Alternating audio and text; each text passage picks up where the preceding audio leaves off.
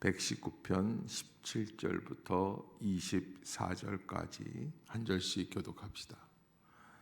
주의 종을 후대하여 살게 하소서. 그리하시면 주의 말씀을 지키리이다.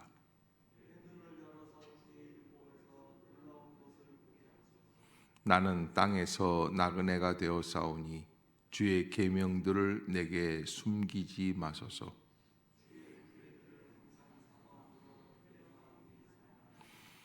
교만하여 저주를 받으며 주의 계명들에서 떠나는 자들을 주께서 꾸짖으셨나이다.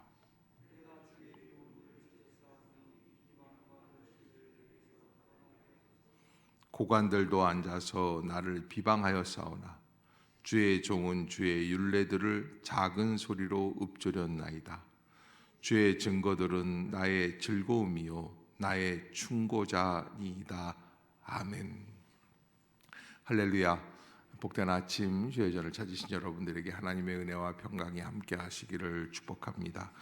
저는 어제 아침에 여러분 기도해 주셔서 일정 잘 마치고 돌아왔습니다. 살면서 느끼는 것 중에 한 가지가, 전에는 좀 해외에 나가면 해외가 더 좋은 것 같았는데 나이가 들수록 보면 우리나라가 제일 좋구나 하는 생각도 드는 마음이 이번 여행에서 많이 느꼈었습니다. 하나님께서 예정대로 했던 만나야 될 사람들을 만나게 하시고 또 보아야 할 것들을 보게 해주시고 또 잘 돌아오게 해주셔서 너무나 감사합니다. 오늘 시편 119편 17절부터 24절까지 내 눈을 열어 주의 율법에서 놀라운 것을 보게 하소서라고 하는 주제를 우리에게 알려주고 있는 구절입니다. 내 눈을 열어 주의 율법에서 놀라운 것을 보게 하소서. 눈이 열리느냐 닫히느냐에 따라서 인생은 보고 있어도 볼 수 없는 것들이 있죠. 또 볼 수 없는 사람들도 볼 수 있는 것들이 있습니다. 헬렌 켈러와 같이 눈이 보이지 않고 귀가 들리지 않고 말을 할 수 없는 삼중고 가운데서도 그는 여호와를 찬양하는 시편들을 여러 편 적었던 그런 일들이 있습니다.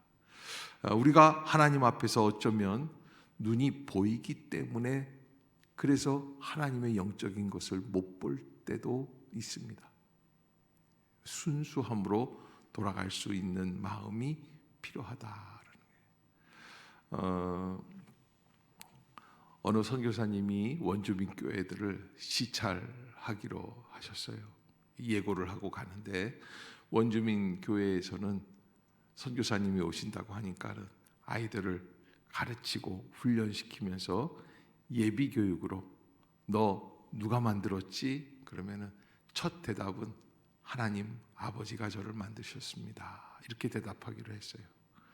다 그렇게 대답하면은 좀 그러니 이상하니까 옆에 있는 애한테는 너 누가 만들었지? 아버지, 어머니가 만들어서요. 이렇게 대답하기로 가르쳐 준 거예요. 그런데 선교사님이 막상 도착하셨을 때 가르쳐 준 애들이 없어지고 하나님만 남았었어요. 그래서 너 누가 만들었지? 그러니까 얘는 예정한 대로 그냥 엄마 아빠가요. 그러니까 선교사님이 좀 당혹스럽죠. 야, 너 엄마 아빠가 만들기 이전에 하나님이 만들어 주신 거 아니야? 그랬더니 얘가 딱 하니 뭐라 그러냐면 걔는 조금 전에 화장실 갔어요. 그렇게 아이들이 순수하고 천진난만하죠. 그런데 하나님께서는 그 순수함 속에서 우리에게 새로운 비전을 보게 합니다. 우리 생각에는 순수하면 못 볼 것 같아요. 그러나 말씀은 순수해야 볼 수 있습니다. 순수함 속에서부터 눈이 열리게끔 되어 있어요. 하나님께서 우리를 만들어 주신 본래의 모습으로 돌아가는 것. 나는 부족하고 연약합니다. 오늘 본문에서 시편 119편에 이 시편 기자는 뭐라고 이야기를 하냐면 주의 종을 후대하여 살게 하소서. 이게 사는 것도 내가 사는 게 아닙니다. 내가 살 것 같지만 그러나 하나님이 나를 후대해 주셔야 이 땅에서 지낼 수 있습니다 하는 고백을 하게 되죠. 그렇게 될 때 나는 어떤 고백을 가지고 어떤 응답을 가지고 살아갈 수 있을까? 따라해 봅시다. 그리하시면, 다시 한번, 그리하시면 주의 말씀을 지키리이다. 내가 하나님의 말씀을 지키고 안 지키고 내가 지키는 것 같아요. 내가 응답하는 것 같아요. 내가 살아내는 것 같아요. 내가 정직하고 내가 의롭고. 그런데 오늘 시편 기자는 우리에게 중요한 걸 알려줘요. 내가 하는 게 아니에요. 주님이 살게 해 주시기에 내가 지킬 수 있는 줄로 믿습니다. 그것이 시편 기자의 고백입니다. 이것을 어떻게 깨닫습니까? 바로 18절에 내 눈을 열어서 주의 율법에서 놀라운 것을 보게 하소서. 내 눈을 열어서 주의 율법에서 놀라운 것, 기이한 것이라고 예전에는 기록이 되어 있었는데, 일반적인 시야로부터 숨겨진 비밀스러운 신령한 의미를 말하고 있습니다. 놀라운 것이라는 것은 우리 눈으로는 볼 수 없지만, 그러나 하나님의 은혜로 볼 때 아하, 이것이 깨달아지는 것이죠. 일단 그것이 밝혀지면 놀라움과 경탄을 자아내게 하는 주의 법, 명령 조항을 모아놓은 세상법과 같은 것과 상이하게 다른 것을 깨닫게 됩니다. 아하, 말씀은 세상의 법과 세상의 생각과는 전혀 다르구나. 놀라운 은혜가 우리 안에서 나타나서 이루어지게 하는 그런 역사를 우리에게 보여주는 것이죠. 그래서 영적 시야를 가질 때에만 파악이 가능한 것이 놀라운 하나님의 영적 역사입니다. 그러기에 오늘 아침에도 여러분들이 주님 전에 나와 기도하고 찬양하고 말씀을 듣는 가운데 가장 필요한 것, 눈이 열리는 축복이 있기를. 아멘. 우리가 신앙이라는 것은 가장 중요한 것 중에 한 가지 포인트가, 내가 뭐 거듭났다, 내가 뭐 이렇게 새롭게 되었다, 뭐 이런 여러 가지 이야기 하지 않습니까?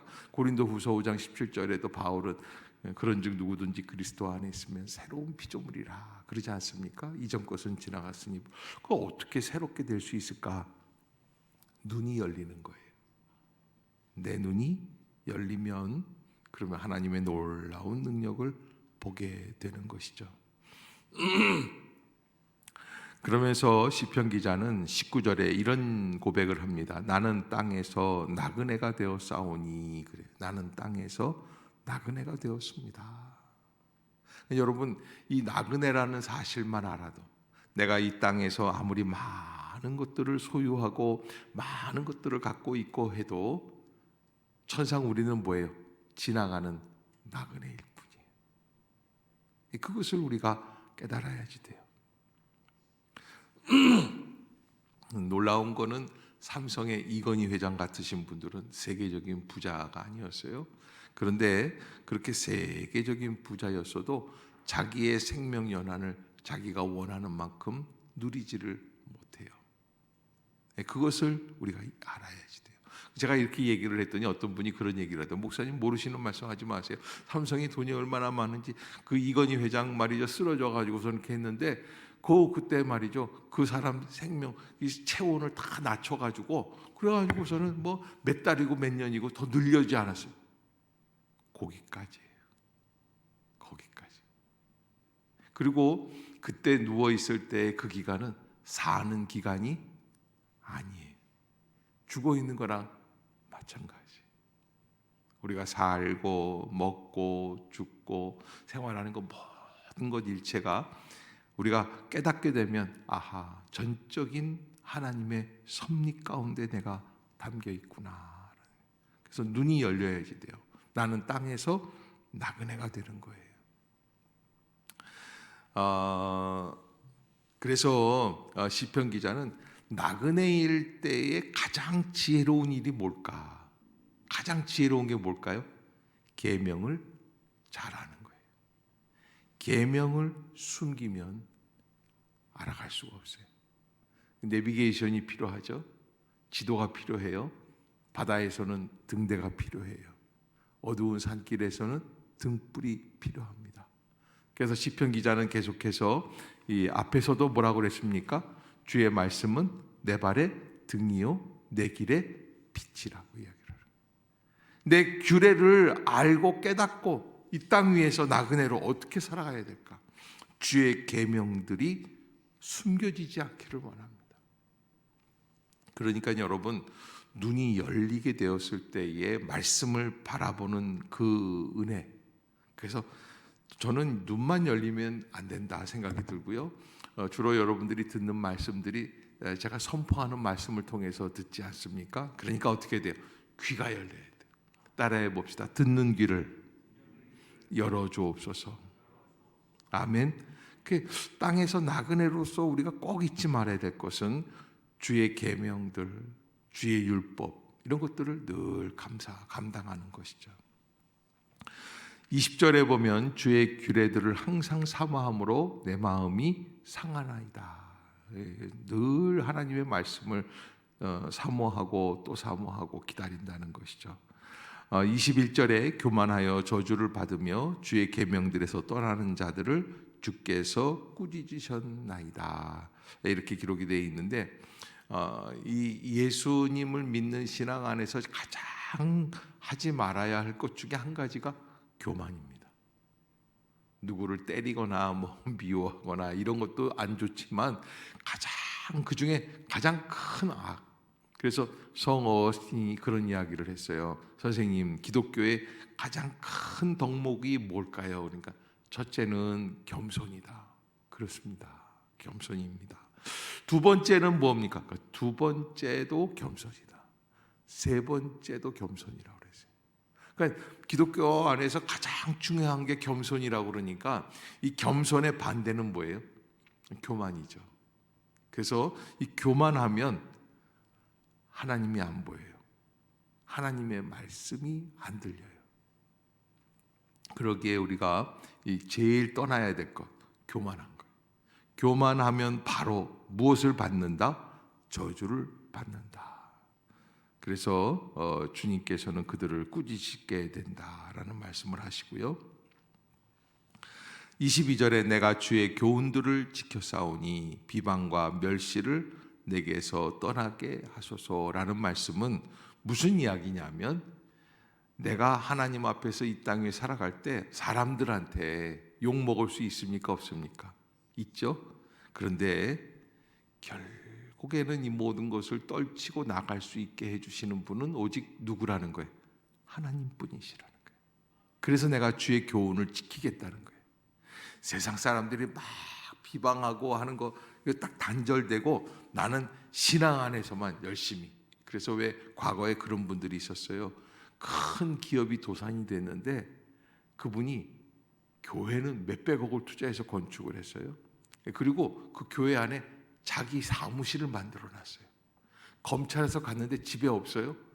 회사에도 없어요. 어디에 숨어 있어요? 교회에 숨어 있는 거예요.